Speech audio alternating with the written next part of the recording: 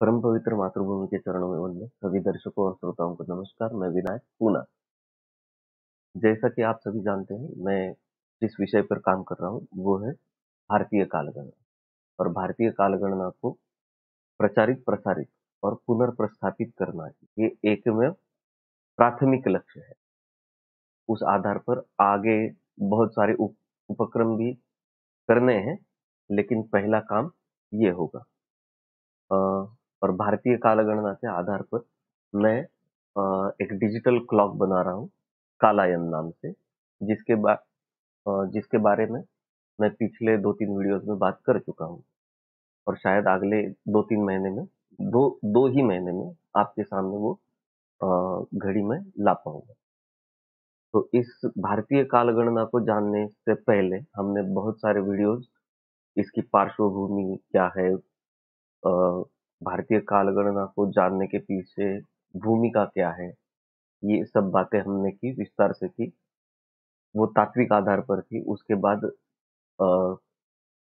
History of calendars, आज जो हम कैलेंडर यूज करते हैं वो कहाँ से आया, कैसे आया, भारतीय पंचांग क्या है, कैलेंडर और पंचांग में फर्क क्या है, पंचांग की व्याप्ति क्या है, पंचांग का स्वरूप क्या है। और कल का जो वीडियो हमने देखा वो है पंचांग में दिन गणना। 4 प्रकार के दिन कल हमने देखे कि सावन दिन, सौर दिन, चांद्र दिन और नक्षत्र दिन। अब ये दिन, ये महत्वपूर्ण इकाई है। दिन के अलग अलग पार्ट्स होते हैं, छोटे पार्ट्स, जिससे हम दैनंदिन कामों का नियोजन करते हैं। और लॉन्गर टाइम फ्रेम के लिए हम महीना, वर्ष, युगों तक की गणना करते हैं। तो बेसिक जो यूनिट होगा वो दिन, और दिन के आधार पर बने महीने और साल, वर्ष। तो अ, इस दिन के आधार पर वर्ष गणना कैसे होती है, आज के वीडियो में हम इस बात को देखेंगे। सबसे पहले निवेदन है कि इन प्रयासों को, भारतीय काल गणना को प्रस्थापित करने के लिए मेरे इस चैनल को जरूर जरूर लाइक, शेयर एंड सब्सक्राइब करिए। ज्यादा से ज्यादा लोगों तक इस इंफॉर्मेशन को पहुंचाने की कोशिश की। तो देखते हैं कि दिन के आधार पर वर्ष की गणना कैसे होती है। सबसे पहले जो सौर दिन होता है, हमने बात की कि सूर्य को नक्षत्र मंडल में एक चक्कर पूरा करने में जो समय लगता है उसे एक सौर वर्ष कहा जाता है।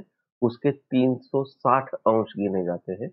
और सूर्य को उस नक्षत्र मंडल में अपने क्रांति वृत्त पर एक अंश डिस्प्लेसमेंट होने के लिए, एक अंश चलने के लिए जितना समय लगता है उसे हम एक सौर दिन कहते हैं। अब इतने समय में हम प्रत्यक्ष में अनुभव करते हैं 365 सूर्योदयों को हम अनुभव करते हैं। तो इसे, ये सूर्योदय से अगले सूर्योदय तक इसे हम सावन दिन कहते हैं। और ये गणना अ, समझ में आने वाली है और व्यवहार सुलभ है। सूर्य उदय और सूर्य अस्त पर हमारे सारे व्यवहार निर्भर करते हैं। तो 365 सावन दिनों का एक सौर वर्ष होता है।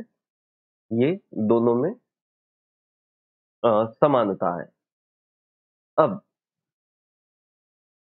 ये 365 दिन जो है, इसको, यानी कि 360 सौर दिन हुए हैं, लेकिन उसमें 5 बार ज्यादा सूर्योदय होता है।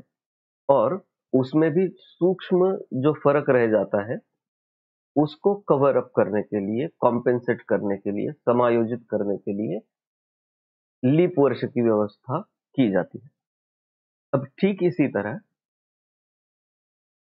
चांद्र दिन क्या होता है वो बताया कल हमने कि तिथि, तिथि जो बोलते हैं हम, वो चांद्र दिन होता है।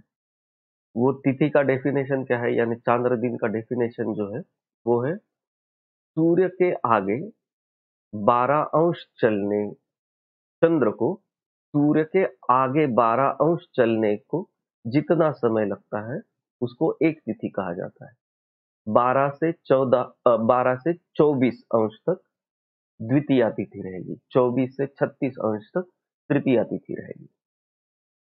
इस तरह चांद्र दिन पूरा होता है, यानी तिथि पूरी होती है। अब चंद्र की जो दैनंदिन मध्यम मध्यम मान से दैनंदिन गति जो है चंद्र की, वो 12 अंश अंश से थोड़ी ज्यादा है, यानी 12 अंश 11 कला और 27 विकला इतनी। गति चंद्र की मध्यम गति थोड़ी ज्यादा होने के कारण ये अब ऐसे चांद्र दिन जो है वो 30 पूर्ण होने पर एक चांद्रमास पूरा होगा, लेकिन वो सावन दिन के हिसाब से, यानी सूर्योदयों के हिसाब से 29.53 दिनों में ही पूर्ण होते हैं। इस तरह 12 चांद्रमास के काल में 354 ही सावन दिन आते हैं। तो यानी कि चांद्र वर्ष हो गया 354 सावन दिनों का। अब ये जो डिफरेंस है 11 दिनों का, 354 दिन का चांद्र वर्ष और 365 दिन का सौर वर्ष, इस फर्क को कॉम्पेंसेट करने के लिए क्या किया जाता है कि इस गणित से देखा जाए तो 33 सौर महीनों में लगभग 3 सालों में कितना होगा, 33 दिन का फर्क पड़ेगा। तो 33 महीनों में एक महीने का फर्क पड़ेगा।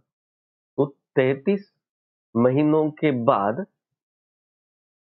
चांद्रमास की गणना में एक महीना ज्यादा पकड़ा जाता है, एक चांद्रमास ज्यादा पकड़ा जाता है, जिसे हम अधिक मास कहते हैं। तो अधिक मास और क्षय मास, इसका विस्तार से मैं अलग वीडियो बनाऊंगा। यहाँ पर इतना इंफॉर्मेशन सफिशिएंट है कि सौर वर्ष की गणना के साथ चांद्र वर्ष का को कॉम्पेंसेट करने के लिए, अब ये कॉम्पेंसेट करने की, समायोजित करने की जरूरत क्या है, उसके लिए 2 रीजन है। सबसे पहला व्यावहारिक रीजन है कि अगर हम दोनों वर्षों की संख्या अलग अलग अपनी गति से रखते हैं तो उससे आगे चलकर व्यवहार में अ, गड़बड़ी हो जाएगी, कंफ्यूजन ज्यादा बढ़ेगा कि चांद्र वर्ष तो हर 33 महीने में एक महीना पीछे चलता जाएगा, तो कुछ सालों बाद वर्ष की संख्या भी बदल जाएगी। तो और हमने जो स्टैंडर्ड पकड़ा है कि सूर्य के 3 से 360 अंश पूर्ण होना, इसको एक वर्ष माना जाएगा, उसके साथ कॉम्पेंसेट किया जाए तो दोनों वर्ष संख्याएं साथ में चलेगी, व्यवहार में कोई कंफ्यूजन नहीं रहेगा। और दूसरा, और इससे भी व्यवहार से भी ज्यादा महत्वपूर्ण रीजन यह है कि ऋतु चक्र जो चलता है वो सूर्य के पोजीशन के हिसाब से चलता है। सूर्य की स्थिति के अनुसार ऋतु बदलते हैं। और हमारे यहाँ के जो पारंपरिक, सांस्कृतिक, धार्मिक व्रत, उत्सव, त्योहार वगैरह होते हैं, वो सारे के सारे चांद्र दिन के हिसाब से, यानी तिथि के हिसाब से निर्देशित किए जाते हैं। और इसमें भी बहुत सारे उत्सव, व्रत ऐसे हैं कि जो विशिष्ट ऋतु में मनाए जाना ज्यादा स्वाभाविक है। उसके साथ इन उत्सवों में, व्रतों में, पर्वों में जिस नैसर्गिक साहित्य का, साधन का उपयोग होता है, उपचार द्रव्यों का उपयोग होता है, वो उपचार द्रव्य अगर अलग ही किसी ऋतु में आए, समझो सावन के महीने में जो कुछ पूजा अर्चाएं विधि वगैरह होते हैं, वो ऐसे डिफरेंस पड़ते जाने के कारण समझो 100 साल बाद अगर सावन के महीने में जो व्रत वगैरह बताए गए हैं, वो अगर ग्रीष्म में करने पड़े, तो सावन के महीने में जो उपचार द्रव्य बताए गए हैं, वो ग्रीष्म में उपलब्ध नहीं होंगे। तो ऋतु के भेद होने के कारण इन धार्मिक, पारंपरिक, सांस्कृतिक विधियों में भी विघ्न आएगा। वो ना आए इसलिए ऋतुओं के साथ चांद्र गणना को जोड़ना जरूरी है, और ऋतु तो सूर्य की गति पर निर्भर करते हैं। तो दोनों में तालमेल रखने के लिए चांद्रमास, चांद्र वर्ष को समायोजित किया जाता है सौर वर्ष में अधिक मास का की योजना करके। इसके साथ अधिक मास के साथ क्षय मास भी होता है। क्षय मास वैसे कुछ ग्रंथों में उल्लेख आया है, ग्रंथ यानी वो भी ग्रंथ इन 100-150 सालों में से ही है कि 19 साल में एक बार क्षय मास आता है, लेकिन प्रत्यक्ष अनुभव में ऐसा नहीं है। पिछले 200-300 सालों तक सिर्फ एक या दो बार ही ऐसा हुआ है कि 19 साल बाद फिर से क्षय मास पकड़ना पड़ा है। गणित के हिसाब से देखा जाए तो, और प्रत्यक्ष रूप में भी यही दिखता है कि सामान्यतः 141 सालों बाद क्षय मास आता है। तो ये अधिक मास और क्षय मास ये क्या है, इसके बारे में मैं अलग वीडियो बनाऊंगा। अब यहाँ पर और एक बात आपके नोट में लाना जरूरी है, सिर्फ निर्देश यहाँ पर करता हूं मैं, इसका एक्सप्लेनेशन भी अधिक मास के एपिसोड में करूंगा कि अब 33 महीनों के बाद एक अधिक मास पकड़ा जाता है। तो जैसे मैंने कहा कि हमारी कुछ लोक धारणाओं पर आधारित प्रथाएं हैं, कुछ सामाजिक प्रथाएं हैं, कुछ सांस्कृतिक प्रथाएं हैं, कुछ धर्मशास्त्रीय है, वगैरह वगैरह। कुछ कुलाचार के अनुसार कुछ प्रथाएं हैं। तो हमारे यहाँ एक प्रथा ऐसी भी है कि अधिक मास में जमाई राजा को, दामाद जी को बहुत सम्मानित किया जाता है, और अ, दामाद जी को जो सम्मानित करना होता है उसमें जो वस्तुएं दी जाती है, स्वीट भी अगर दिया जाता है, समझो लड्डू दिए जाते हैं, तो 33 की संख्या में दिए जाते हैं। तो ये 33 संख्या का महत्व रहता है दामाद को सम्मानित करने में। यहाँ ध्यान में लेने लायक चीजें ऐसी हैं कि अब सामान्य जन जब इसे फॉलो करते हैं कि दामाद का सत्कार करना है तो 33 लड्डू देने हैं, या यहाँ महाराष्ट्र में अनारसा करके एक स्वीट होता है, वो 33 अनार से दिए जाते हैं। वो 33 देना है, बस इतनी प्रथा सामान्य जनों में मालूम होती है। लेकिन ये गणितीय आंकड़ा जो है, जो शास्त्र पर आधारित है, अधिक मास 33 महीनों के बाद आता है, ये जो आंकड़ा है वो सामान्य जन में इतनी सहजता से, इतनी सुंदर रीति से बुना गया है ये परंपराओं में। तो ऐसे बहुत सारी जगह हैं, उसके उसके लिए मैं कुछ अलग से वीडियोस बनाने की सोच सोच रहा हूँ कि ऋतु से संबंध जिन पर्वों का है, जिन उत्सवों का है, उसमें क्या रिलेशन है, सामाजिक परंपराओं का और इस कालगणना का क्या संबंध है, ऋतुओं से क्या है, ये इस पे अलग वीडियो बनाऊंगा। लेकिन यहाँ निर्देश करना मैं फ्लो में मुझे याद आया तो मैंने बता दिया। अब इसी तरह ये जो समायोजन किया जाता है चांद्र वर्ष का सौर वर्ष के साथ, इसी तरह और एक प्रकार का दिन कल बताया था मैंने, वो है नक्षत्र दिन। नक्षत्र दिन यानी एक नक्षत्र का अंतर चलने के लिए चंद्र को जितना समय लगता है उसे एक चांद्र दिन कहा जाता है। और नक्षत्र 27 है, तो नक्षत्र मंडल का पूर्ण भ्रमण करने के लिए चंद्र को अप्रोक्सीमेटली 27 दिन लगते हैं। हम राउंड फिगर्स में यहाँ पर बात कर रहे हैं क्योंकि समझ में आए। जब कैलकुलेशन होता है गणितीय, उस पर कुछ संस्कार करके कुछ विशेष काल निर्देश के समय जब लिया जाता है तो वो एक्चुअल आंकड़े ही लिए जाते हैं। वो है 27.32 डेज, 27.32 दिनों में एक नक्षत्र महीना पूरा होता है। अब इस हिसाब से जैसे चांद्रमास 354 दिन में पूरा होता है, वैसे नक्षत्र वर्ष चांद्रमास नहीं, चांद्र वर्ष 354 दिन में पूरा होता है, वैसे नक्षत्रीय वर्ष 328 दिनों में ही पूरा होता है। अब पारंपरिक इसमें पिछले 1000 सालों में ऐसा कोई उल्लेख नहीं है कि इस नक्षत्रीय वर्ष को सौर वर्ष के साथ ऐसे समायोजित किया गया हो जैसे चांद्र वर्ष को किया जाता है। किया नहीं गया है। अ, अब उसके क्या रीजंस है उसके बारे में मुझे थोड़ी-थोड़ी जानकारी है, लेकिन उस पर अभी मैं स्टेटमेंट कर पाऊँ, इतना एकदम परफेक्ट जानकारी अभी मैंने कलेक्ट नहीं किया, कंपाइल नहीं किया है, तो उसके बारे में फिर कभी बताऊँगा मैं।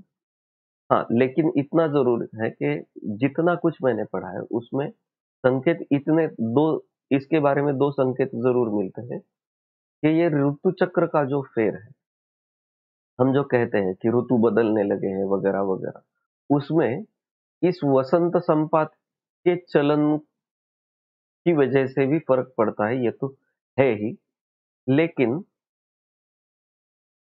ये 328 दिनों का जो नक्षत्र वर्ष होता है, उस रेफ़रेंस से मेरे पास कुछ ऐसी जानकारी है कि अ, उसमें ऋतुओं की गणना इस नक्षत्र वर्ष को सौर वर्ष में के साथ समायोजित नहीं करना है, लेकिन नक्षत्रीय वर्ष के रेफरेंस में अगर सौर वर्षों को अ, कुछ मार्किंग किया जाए, तो उसमें ऋतु का चलन कैसे होता है, इसका कुछ रेफरेंसेस मेरे पास है। अब इस बारे में मैं किसी हवामान शास्त्र में जो अ, अच्छे विद्वान हैं, उनके साथ संपर्क करने की कोशिश कर रहा हूँ, क्लाइमेटोलॉजी में, जो आधुनिक हवामान शास्त्र के विद्वान हैं। ऐसे लोगों के साथ मैं मेरे पास जो कुछ इन्फॉर्मेशन है और नया हवामान शास्त्र क्या कहता है, इसके साथ कंपेयर करने के बाद में उसके बारे में कुछ स्टेटमेंट दे पाऊँगा। तो ये जो वर्षमान है, ये 3 वर्षमान हुए, एक तो सौर, सावन और चांद्र, और नक्षत्र वर्षमान भी है, लेकिन जिसको सौर वर्ष में समायोजित नहीं किया गया। अब अ, हाँ, इस वर्षमान को संवत्सर भी कहा जाता है, और एक टर्म, एक चक्र हमारे यहाँ 60 संवत्सरों का भी पकड़ा जाता है। हर संवत्सर को अलग-अलग एक नाम होता है। 61वें संवत्सर को फिर से पहला नाम होता है। उन नामों से ही हम जो पंचांग पर शक शक का नाम जो देते हैं, शक का या विक्रम संवत का या सौर वर्ष का, युगाब्द का जो नाम देते हैं, वो इस 60 संवत्सरों के चक्र पर ही आधारित है। तो ये चक्र क्या है, इसके रेफरेंसेस क्या है, और इस संवत्सर चक्र के भी ऋतुओं के बदलों के साथ कुछ संबंध है। तो ये दोनों चीजें मैं क्लाइमेटोलॉजी के विद्वानों के साथ इसकी चर्चा करके उस विषय में बाद में कुछ विषय रखूंगा आपके सामने। अब ये हुआ वर्षमान पद्धति। अब इस वर्षमान पद्धति पर वैसे तो बहुत सारे संवत्सर, प्राचीन काल से आज तक बहुत सारे अलग-अलग काल में अलग-अलग नाम से संवत्सर प्रचलित थे भारतवर्ष में, लेकिन उनमें से आज सद्य काल में उनमें से 3 ही प्रचलित है और ज्यादातर मालूम रहते हैं। वो है युगाब्द, विक्रम संवत और शालिवाहन शक संवत। तो युगाब्द क्या है कि युगाब्द, जैसे पहले वीडियो में मैंने बताया था, पिछले या उसके एक पिछले, कि कलियुग जहां से प्रारंभ होता है वहां से युगाब्द की शुरुआत मानी जाती है। इसमें भी बहुत सारे मतांतर है कि कलियुग कब शुरू हुआ, एग्जैक्टली कब शुरू हुआ, इसके बारे में मतांतर है। लेकिन ज्यादातर लोगों ने जिसे मान्यता दी है और जो प्रमाणित है और आर्यभट्टीय जैसे ग्रंथ के आधार पर प्रमाणित जो है वो है ईसा पूर्व 3102। इस वर्ष को कलियुग की शुरुआत मानी जाती है। यानी आज ईस्वी सन चल रहा है 2022 और ईसा पूर्व के 3102 वर्ष, इनको मिला के जो मैंने भारतीय सौर राष्ट्रीय कैलेंडर आपको दिखाया, उसमें जब दिखाया था मैंने कि युगाब्द 5123 माना जाता है, तो वो इस आधार पर माना जाता है। और युगाब्द इस वर्ष की शुरुआत कब होती है? चैत्र शुद्ध प्रतिपदा यानी गुड़ी पाड़वा जिसे बोलते हैं हम, मार्च या अप्रैल में आता है। अब यानी कि आज 5123 युगाब्द चल रहा है। आने वाली चैत्र शुक्ल प्रतिपदा जो रहेगी तब 5124वां युगाब्द शुरू होगा। इसके बाद दूसरा प्रचलित है विक्रम संवत प्रचलित है, और विक्रम संवत में 2 मत प्रचलित है और दोनों भी मान्य है कि अब इसकी शुरुआत जब हुई वो ईसा पूर्व 57 में पकड़ी जाती है। अब विक्रमादित्य के काल के बारे में भी मतांतर है। विक्रमादित्य नाम के कई राजा हुए हैं अति प्राचीन काल से लेकर ईस्वी सन 4वीं या 5वीं शताब्दी तक। विक्रमादित्य नाम से बहुत सारे राजा हुए थे, उनमें से कौन से राजा ने शुरू किया इसके बारे में मतांतर है। लेकिन सर्वमान्य जो है वो ईस्वी सन पूर्व 57 इस वर्ष में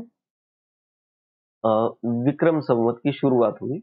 और इसमें 2 मत जो मैंने बताया कि उत्तर भारत के उत्तर भाग में कुछ जगह ऐसी है, कुछ प्रांत ऐसे हैं कि वहां पर विक्रम संवत की शुरुआत चैत्र कृष्ण प्रतिपदा से मानी जाती है, और उर्वरित पूरे भारत में कार्तिक शुद्ध प्रतिपदा यानी दिवाली के लक्ष्मी पूजन के अगले दिन जो बलि प्रतिपदा आती है उस वक्त विक्रम संवत की शुरुआत मानी जाती है। लेकिन ईसा पूर्व 57 से यानी 2022 ईस्वी सन है, तो उसमें 57 मिलाएंगे तो हमें विक्रम संवत का आंकड़ा मिल जाएगा। और इसके बाद तीसरा जो संवत्सर वर्षमान पद्धति प्रचलित है वो है शालिवाहन शक, और ये इसकी शुरुआत मानी जाती है ईस्वी सन 78 में। यानी 2022 अभी चल रहा है, इसमें से 78 माइनस किए जाए तो जो संख्या आएगी वो संख्या शालिवाहन शक की होती है। और शालिवाहन शक की शुरुआत भी चैत्र शुद्ध प्रतिपदा से मानी जाती है। तो आने वाला जो गुड़ी पाड़वा है, चैत्र शुद्ध प्रतिपदा जो है, वहां से नए शालिवाहन शक की शुरुआत होगी। अब ये हुआ, ये वर्षमान पद्धति हुई। दिन के आधार पर मेरा कल का वीडियो जो था वो 4 प्रकार के दिन बताए मैंने। उस दिन के आधार पर, दिन की गणना के आधार पर अलग अलग वर्ष गणना कैसी होती है और उसका समायोजन सौर वर्ष में कैसे होता है। और प्रचलित तो वैसे बहुत सारी वर्षमान गणनाएं थी, वर्षमान पद्धतियां थी, संवत्सर थे, लेकिन आज जो प्रचलित है युगाब्द विक्रम संवत शालिवाहन। वैसे बंगाल का कुछ बोंगाब्दो नाम से अलग शक चल रहा था। दक्षिण में चेद साम्राज्य का अलग शक है। बहुत सारे हैं, वो मैं किसी दिन जैसे मैंने पिछले वीडियोस में स्लाइड्स बनाई थी, वैसे अम, अ, कम से कम मेरे ख्याल से वो 20-22 नाम है। वो मैं मेरे किसी एपिसोड में या तो डिस्क्रिप्शन में डालूंगा या फिर किसी स्लाइड पर आपको दिखाऊंगा सामने। तो ये हुआ आज का एपिसोड। दिन के आधार पर वर्षमान की गणना कैसे होती है, पंचांग गणित के हिसाब से, भारतीय काल गणना के हिसाब से। जैसे मैंने कल प्रॉमिस किया था आपको कि मैं धीरे धीरे वीडियो छोटे बनाने की कोशिश कर रहा हूँ। शायद 20-25 मिनट हो गए रहेंगे मैं बात कर रहा हूँ। तो जितने छोटे वीडियोस मैं बनाऊंगा उतना अच्छा रहेगा आपको भी समझने के लिए, और मुझे भी वीडियो बनाने में थोड़ी आसानी रहेगी। आजकल क्योंकि ज़्यादा टाइम देना भी किसी के लिए संभव नहीं होता है, तो हो सके तो 25 से मैं कोशिश कर रहा हूँ कि 15 मिनट में एक टॉपिक आपके सामने रखूँ। लेकिन 15 मिनट आज का ही देखो कि मैंने वर्षमान पद्धति के बताया आपको। 3 पद्धतियाँ बतानी है, दिन के आधार पर कैसे गिनी जाती है, गणना कैसे होती है, ये बताना है। तो एक्सप्लेन करने में थोड़ा वक्त लगता है। आगे जो टॉपिक्स छोटे समय में आते हैं, उनके लिए मैं कोशिश करूंगा कि 15 मिनट का वीडियो, तो आपको भी देखने में, समझने में आसानी होगी और आप उतना टाइम दे पाएंगे और उतना ऑब्वियसली व्यूअरशिप भी बढ़ेगा। तो इन प्रयासों में आपका सपोर्ट जरूरी है। लाइक, शेयर, सब्सक्राइब तो जरूर कीजिए, लेकिन भारतीय काल गणना को प्रस्थापित करने के लिए जो कुछ कर सकते हैं आप, वो सब कुछ कीजिए, ऐसी मेरी रिक्वेस्ट है आप सभी को। तो अगले वीडियो में हम देखेंगे तिथि और वार, इन दो टर्म्स को देखेंगे अगले वीडियो में। तो आज का वीडियो यहाँ खत्म करते हैं, मिलते हैं अगले वीडियो में। तब तक के लिए नमस्कार, धन्यवाद। भारत माता की जय।